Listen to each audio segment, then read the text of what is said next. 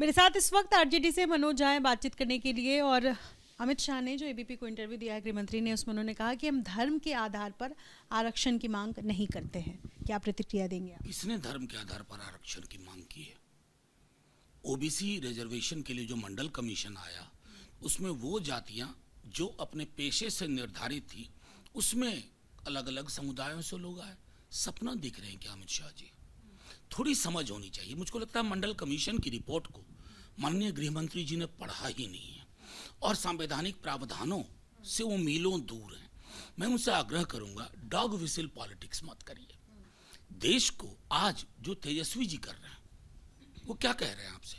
नौकरी पे बात होनी चाहिए, आर्थिक न्याय पे बात होनी चाहिए, अग्निवीर को रिवाइज करने पे बात होनी चाहिए, रेलवे की पुरानी भर्तियां होनी चाहिए, स्किम वर्कर्स के मानदेय में बढ़ोतरी होनी चाहिए। इन मुद्दों पर पूरी दुनिया में चुनाव लड़ा जाता है। आप कौन से मुद्दे पे चुनाव लड़ रहे हैं अमित शाह जी? ये आपकी डर और हताशा के साथ साथ संवैधानिक प्रावधानों के प्रति आपके इग्नोरेंस का प्रमाण पत्र है। उन्होंने कहा कि संविधान बदलने की जो बातें चारों तरफ विपक्ष कर रहे हैं, संविधान तो सबसे पहले नेहरू जी ने बदला है। मैं अमित शाह जी से एक बात कहूंगा, कहिए अपने स्क्रिप्ट राइटर से बेहतर स्क्रिप्ट दें। संशोधन और बदलाव में फर्क, amendment and change, these are two different things. Amit Shah ji नहीं समझते हैं। बंच ऑफ थॉट नेहरू ने नहीं लिखा था ना, किसने लिखा था? गुरु गोलवलकर, जो आपके श्रद्धेय हैं, और उनकी किताब बहुत प्रतिष्ठित है।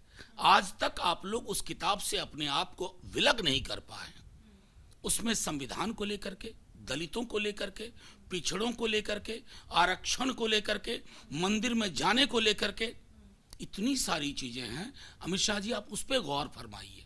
और हाँ, संशोधन और बदलाव हम नहीं कह रहे थे ना, आपके एमपी कैंडिडेट्स ने बोलना शुरू किया कि 400 इसलिए चाहिए। हम संविधान बदल के रख देंगे। देश के हर कोने में ये बात पहुंच चुकी। आप अपार बहुमत संविधान को आमूलचूल परिवर्तन के लिए करना चाहते हैं।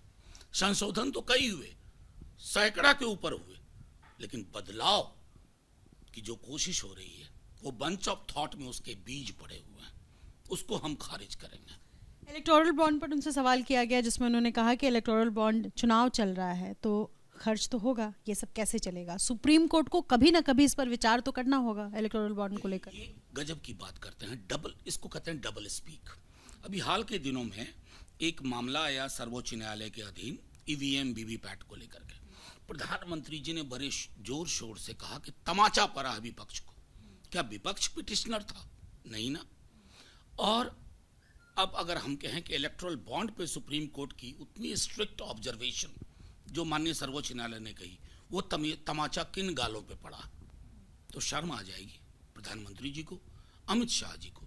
इलेक्टोरल बॉन्ड एक ऐसी स्कीम है जिसको आप समझ लीजिए कि लीगलाइज्ड करप्शन का एक इंस्ट्रूमेंट था। आज ईडी की दबिश फलाना व्यक्ति पे होती है, और वही फलाना व्यक्ति चिलाना डेट में इलेक्टोरल बॉन्ड खरीदता है। उसका डेस्टिनेशन कहाँ है? बीजेपी।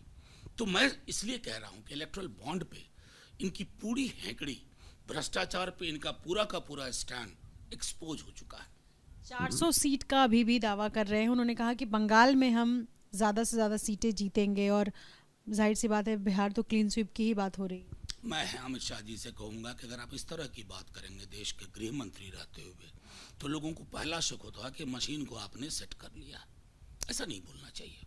हम कभी कहते हैं कि 40 के 40 बिहार में जीतेंगे। वो जनता का अधिकार है किसको मैंडेट देती है। जनता नौकरी, रोजगार, स्वास्थ्य पे वोट करती है, या जनता को आप बरगला ले जाने में सफल होते हैं। ये फर्क साफ होना चाहिए अमित शाह जी के लिए। मेरा सिर्फ इतना उनसे आग्रह होगा, अमित शाह जी, आप पीएम नहीं बोल रहे हैं आपकी बार 400 पार, और मैं गारंटी देता हूं तीसरे चरण के बाद आप भी नहीं बोलेंगे। आज ही आप उतना अतिरेक के बावजूद आप कह रहे हैं कि 190 सीट, जिसका संभवतः 191 सीट का चुनाव हुआ, आप आज कह रहे थे कि हम 100 क्रॉस कर चुके हैं। यही बता रहा है कि आप आधी सीटें लूज कर चुके। आगे भी है ना बाकी चुनाव, तो आपको लाले पड़े हुए हैं 200 से 210 पहुंचने के। विपक्ष का इंडिया गठबंधन सरकार बना रहा है, और एक एक चीज की पड़ताल होगी, ये मैं बता रहा हूं। बहुत शुक्रिया आपसे बातचीत करने करने के लिए अपने सहयोगी सीके सिंह के साथ निधिश्री, एबीपी न्यूज़ पटना।